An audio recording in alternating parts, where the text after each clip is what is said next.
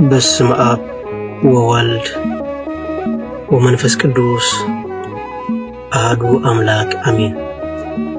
ንዓለማት ብፍቕሪ ዝገዝእ ጥንቲ ዝነበረ አልፋ ዓለም ሕሊፉ ዝነብር ኦሜጋ መጀመርታን መወዳእታን ዘይብሉ ናይ አቦታትና አምላኽ ናይ ሰራዊት ጌታ ስለትኽንገር ዘይክእል ምሕረቱ ስለትኽንገር ዘይክእል ፍቕሩን ርህራሄኡን ክብርን ምስጋናን አምልኾን ውዳሴን ስግደትን ንዕኡ ንበይኒ ይግባእ።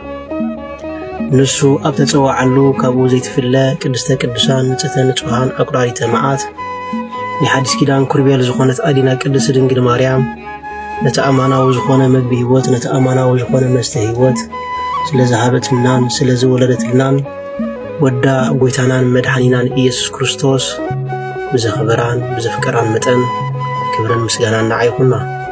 ኩሎም መላእክት ነቢያት ሐዋርያት ጻድቃን ሰማዕታት እግዚአብሔር አምላክ ብዝሃቦም ክብርን መዓርግን ዝኸበሩን ዝተመስገኑን ይኹኑ። ዝኸበርኩም ህዝበ ክርስቲያን ከመይ ኣለኹም? ከመይ ቀኒኹም?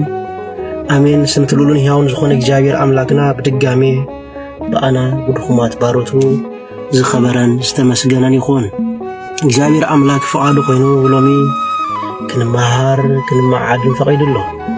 ናይ ሎሚ መዘራርብ ኣርእስትና ኣብ ወንጌል ዮሐንስ ምዕራፍ 5:7 ዘላ ኃይለ ቃል መሰረት ብምግባር ድማ ክንመሃር ኢና። እግዚአብሔር አምላክ መንፈስ ቅዱስ ትምህርትና ይግለጸልና።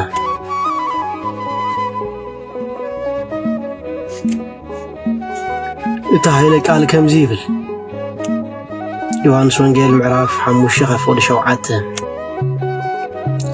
እቲ ሕሙም ከኣ ጎይታይ እቲ ማይ ምስ ተንቀሳቐሰ ናብቲ ቃላይ ዘወርደኒ ሰብ የብለይ ኣነ ክሳዕ ዝመጽእ ድማ ካልእ ቀዲሞውኒ ይወርድ ኢሉ መለሰ። ስለ ቃላቱ ስም እግዚአብሔር አምላክና ዝኸበረን ዝተመስገነን ይኹን። ናይ ሎሚ መዘራረቢ ኣርእስትና ሰብ የብለይን ዝብል ኃይለ ቃል እዩ። እነሆ እዚ ሰብ የብለይን ዝብል ቃል ሎሚ ብዙሕ ሰብ ዝደጋግሞ ብዙሕ ሰብ ከም ውዳሴ ማርያም ዝደጋግሞ ኃይለ ቃል እዩ።